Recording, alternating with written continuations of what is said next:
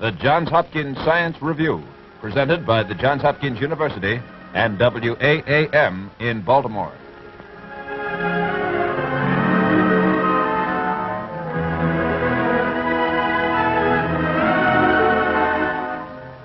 This is the Johns Hopkins University, famed for 75 years for its contributions to science and the humanities. Here in its many laboratories, Hopkins scientists are constantly probing into the still unknown secrets of science, which, when discovered, will be translated into benefits to be enjoyed by you, the people of America. Each week, we look over the shoulders of today's scientists and catch a glimpse of the results of their research.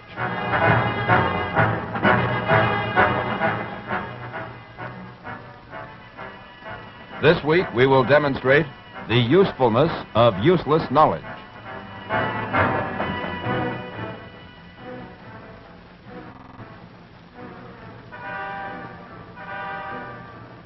To introduce this week's program, here is Lynn Poole of the Johns Hopkins University. Greetings, ladies and gentlemen, and welcome to another Johns Hopkins Science Review. A few weeks ago, I was showing a friend of mine through one of the laboratories at Johns Hopkins University where he was talking with a research scientist. And he asked this scientist a question.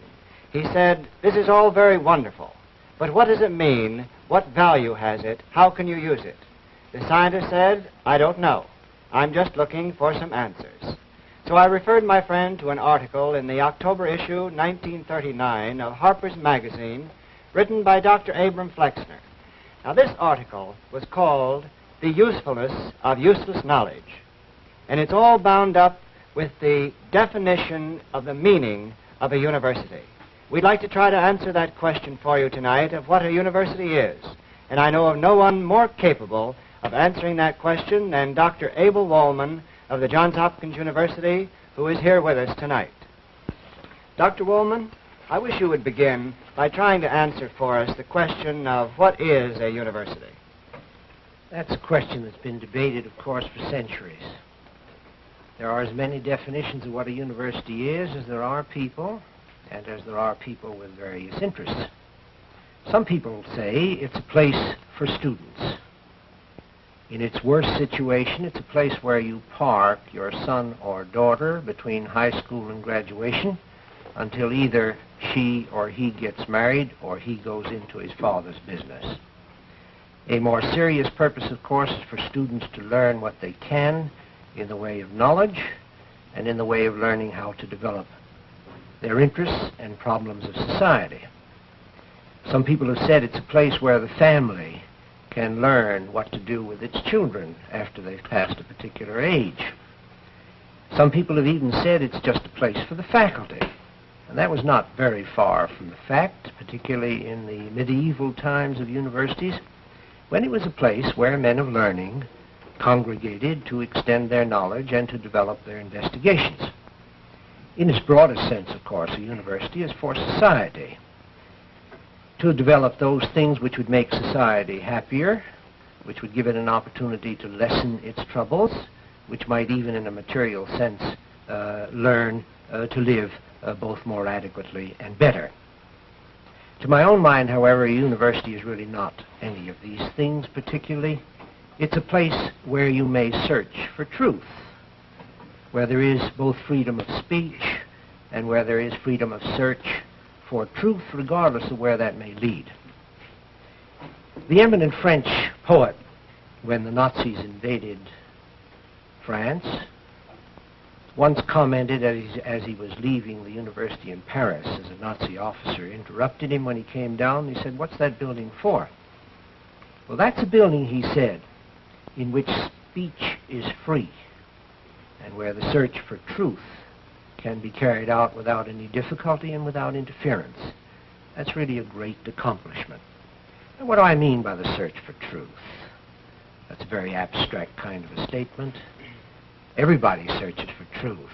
Everybody who has any morals or any ethics feels that he is always on the lookout for truth.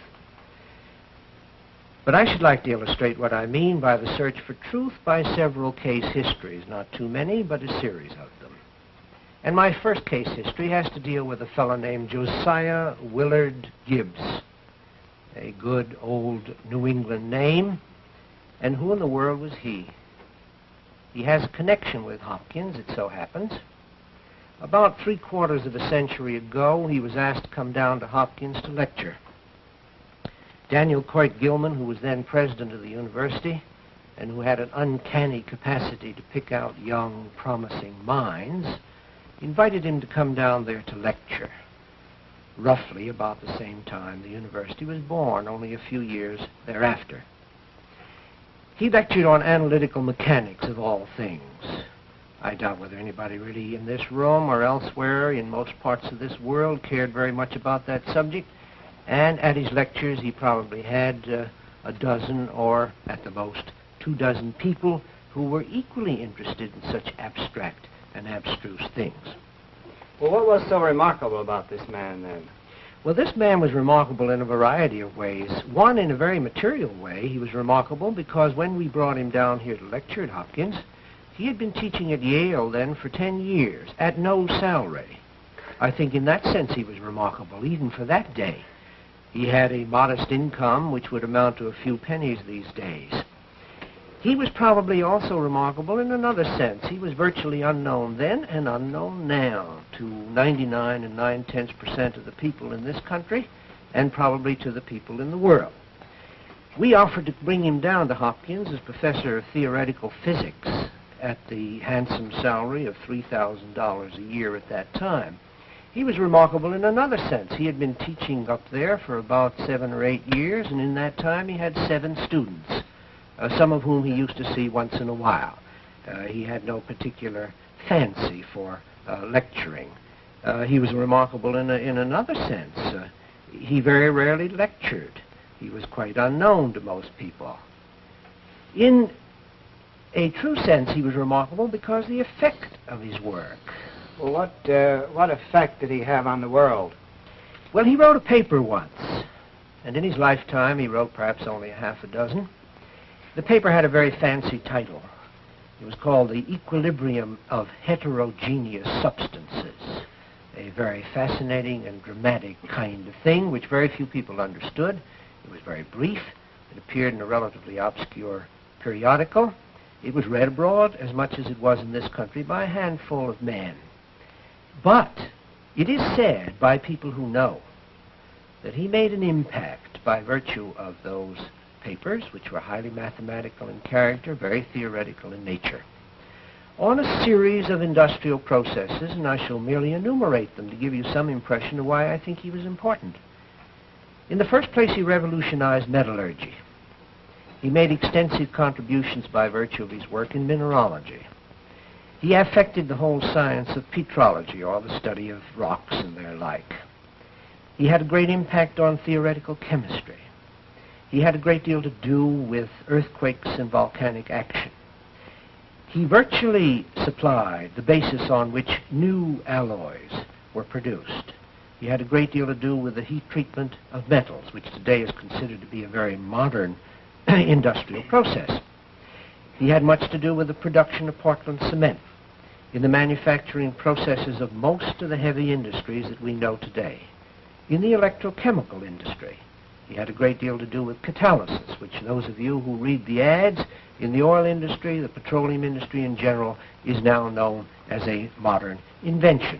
He even had something to do with the atom bomb in that he described, quite accurately, the molecular constitution of materials that far back.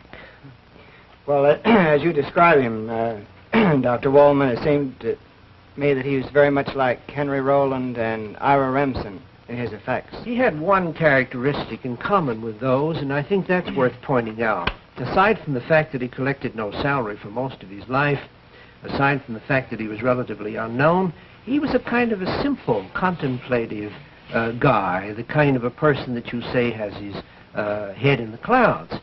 What earthly use could he be to anybody? He was of serene nature. He was undistracted by personal ambition, and he was completely unconcerned with rewards. He didn't seem to care whether anybody read his papers or not. He certainly had no idea, and certainly had no concern as to whether it had any industrial application. That was true of Rowland, who's my second case history. He was at Hopkins for a great many years. He worked in a kind of a little cubbyhole downtown in one of the buildings that has since been torn down on Howard Street. He struggled for years, marking lines on a metal plate. He had an idea that there was a new way in which he could reveal a new world by what we now call the diffraction grating. It has multilinear developments on it, and it gives us a new kind of spectrum. Throughout the industry in the United States today, the Roland diffraction grating is used throughout the world. That little thing that he developed in a cubbyhole, and incidentally is made on the Hopkins campus today better than it can be made in any industrial company throughout the world. His practical applications in electricity with dynamos, with transformers, as you move through any power plant in the country, it owes a debt to this second individual, again quite unknown. The third one was Ira Remsen, at one time professor of chemistry at Hopkins and then later its president. He dealt, among other things, with a lot of useless ideas. Purely incidentally to some of his other work, he developed and produced saccharin, probably known to every man, woman, and child in the world, and certainly known to every diabetic in the world. It's a substitute for sugar. As you know, it has many, many thousand times the sugary taste and value that ordinary sugar has. It probably, in turn, revolutionized the world in many industrial processes. Again, that was not known when he was searching for it. It was while he was looking for something else that he found this particular compound. Well, in the end, Dr. Woolman, what would you say that these things mean to a university? I've often thought that these three men alone produced enough in a period of 3/4 of a century to have created most of the industrial activity in this world. Those three men, their collective salaries over all the time that they were actively at work would amount to a pittance. But what they produced, and I've tried to make a very, very rough kind of estimate of this, would amount in the industrial fruits of the world to trillions of dollars.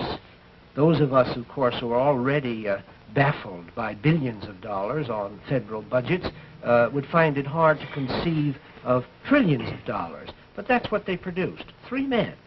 Well, Dr. Woolman, I think your philosophy that you built and the case histories that you've told us certainly prove that useless knowledge, often thought of as useless knowledge, certainly is useful. And to you at home, I would like to say that Dr. Woolman has built for us here a philosophy of what a university is and how useless knowledge becomes very useful to you and to me. But we'd like not to stop there. We'd like to give you a few demonstrations in the field of medicine to show how useless knowledge becomes very useful. And with us we have this week Dr. Francis F. Schwenkter of the Johns Hopkins Hospital to give us these demonstrations.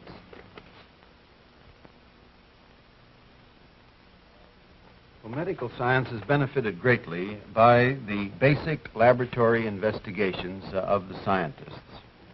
To use only one example, the physicists and the electrical engineers have themselves produced the tiny electric light bulb which makes it possible to develop instruments which can be introduced into the human body.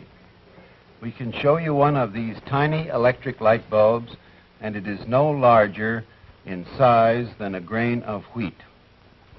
And yet this little electric light bulb attached to an instrument such as this bronchoscope, which I show you, can produce the illumination so that the instrument can be introduced into the lung of a patient, and the physician can see what the diagnosis is and in some cases remove tumors or even foreign bodies such as inhaled tacks or safety pins. Now I'll demonstrate how this instrument works in the body on a chart which we have here showing the patient in the proper position, and the instrument is introduced down into the trachea until it reaches the lung. And looking through this area here, the physician is able to see through this tube, by the use of the light, exactly what the situation is. Now, instruments such as these have also been used even to go into the cavities of the brain itself. And this reminds me that one of the most important investigations which has ever been done in brain surgery was done at the Hopkins by the celebrated Dr. Walter Dandy. And he worked out a method for injecting air into the brain after the removal of spinal fluid so that the brain could be visualized. I think that this is called pneumoencephalography. Now, pneumoencephalography is a long word, so that let's break it down into its components.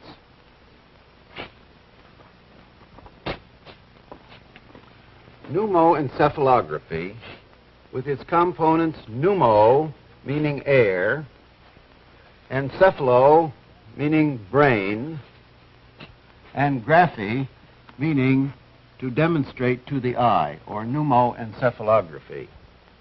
I think this can be shown even more definitely by demonstrating some of the x-rays which are taken by pneumoencephalography. This is an x-ray which is taken in the usual way, and one sees only the vault of the brain and the vault of the skull with the skull bones, the facial bones, the vertebra, and so on. But the brain cannot be delineated. Now, when air is injected into the brain, it shows up the ventricles of the brain so that we can see them delineated here by a lighter area or a darker area in which the air is contained. Now, this is the pneumoencephalogram of a normal person. Now, the real purpose of this, of course, is to show up abnormalities as they exist in the brain, and this is the x-ray of a patient who has a brain tumor.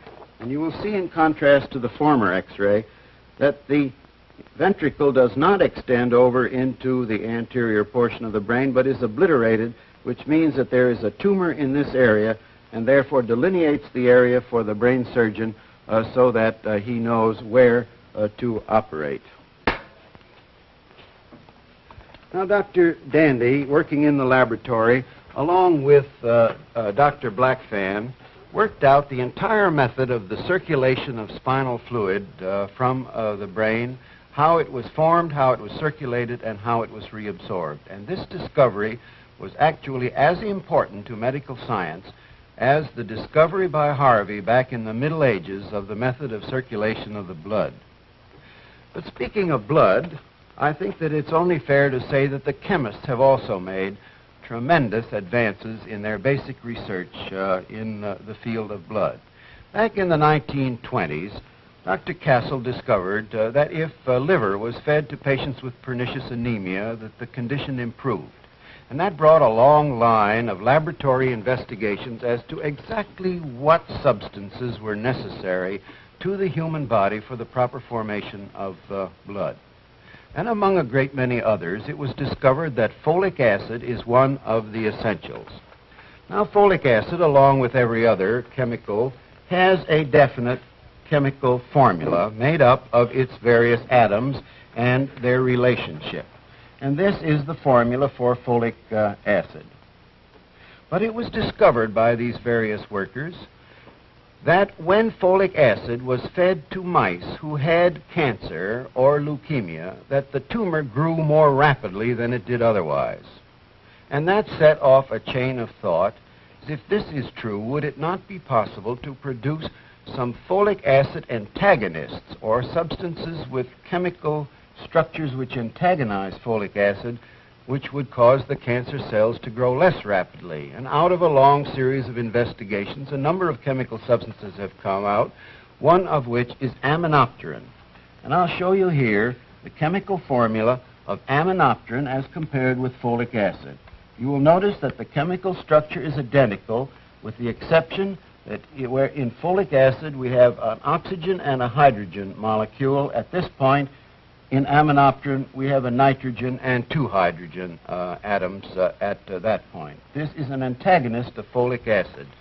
And actually, these substances have been found to inhibit the growth of cancer cells. Now, I'd like to make the point clear that I have said they inhibit or slow down the rate of growth of cancer cells. They have not, up to the present time, been demonstrated to be a cure for cancer. Now, I'd like to introduce at this point one of our little patients from the hospital, Linda Gang, and her mother, Mrs. Gang. Linda was brought into the hospital some 6 months ago in a very serious condition. And at that time, the diagnosis of cancer was made. Since that time, she's been treated with a variety of these compounds, and you see her as she is today. Mrs. Gang, how does Linda seem to you today compared with the time she entered the hospital 6 months ago? Dr. Swanker, it's unbelievable how well Linda has come along. We realize that she isn't cured yet, but we're praying that one of these new chemicals will cure her. Well, you're quite right, Mrs. Gang. She isn't cured yet, but the work in the laboratory is going on, and we hope, all of us, that very shortly we're going to have the real answer to the condition.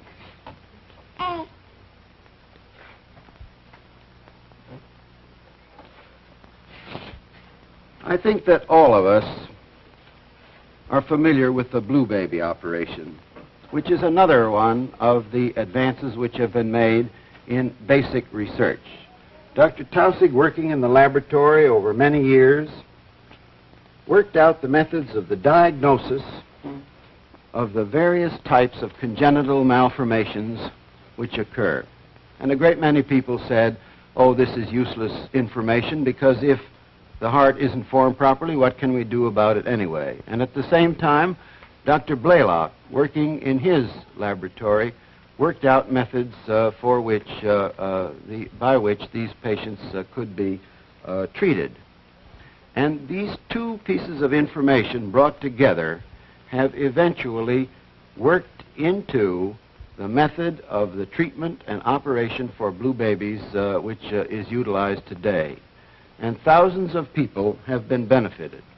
Now, we know that there were a great many people who said, oh, this is just useless knowledge at the time. But there are here tonight at least two people who don't believe that this was useless knowledge. And I'd like to introduce them. Mrs. Van Horn, won't you and Sandra come in so that I can introduce you?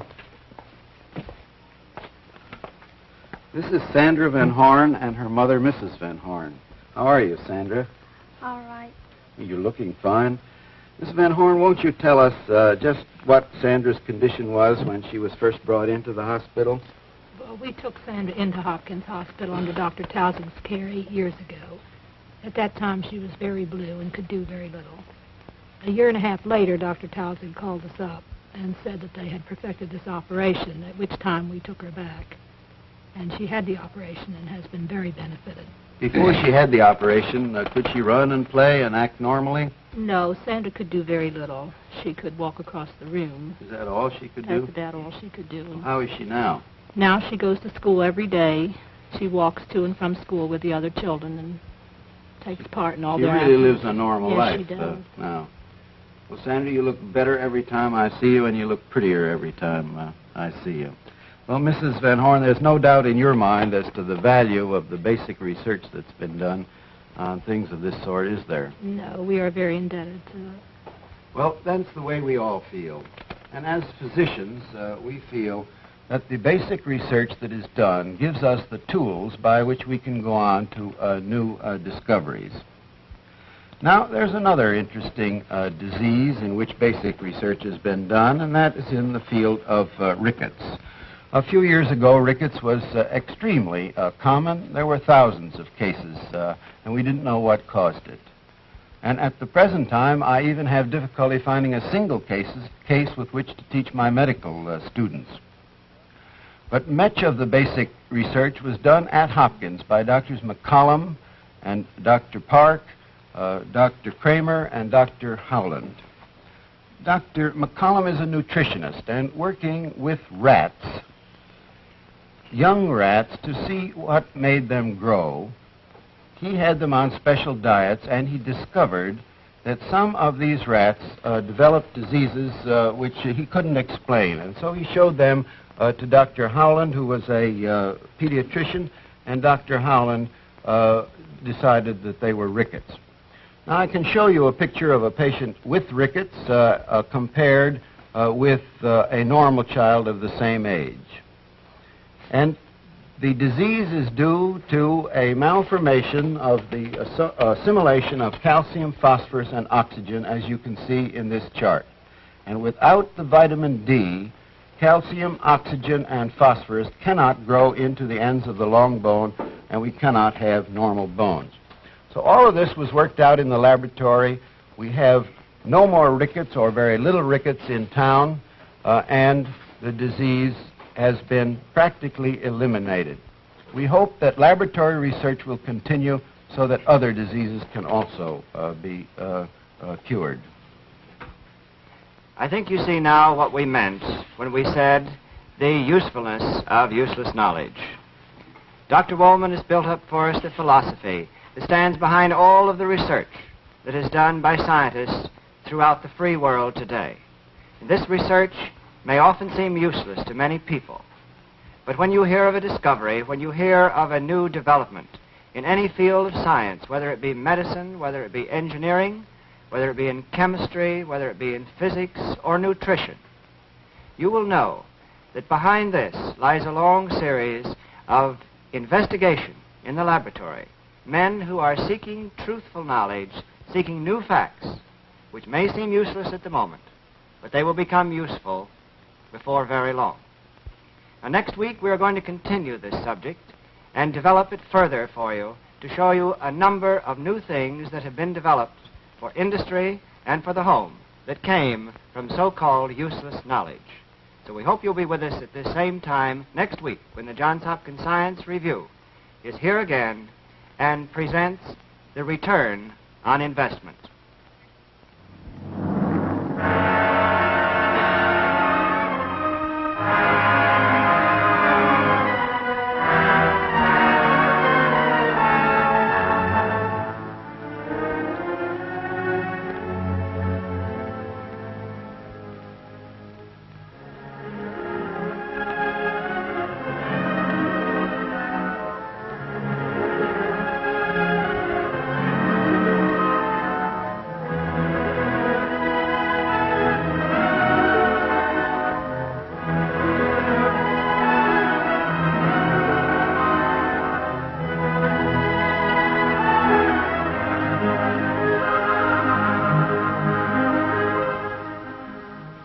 The Johns Hopkins Science Review is produced by Lynn Poole.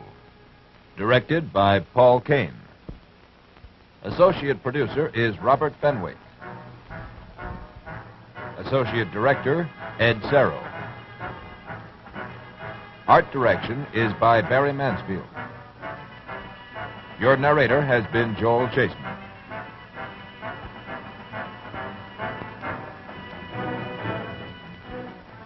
The Johns Hopkins Science Review originates in the studios of WAAM in Baltimore.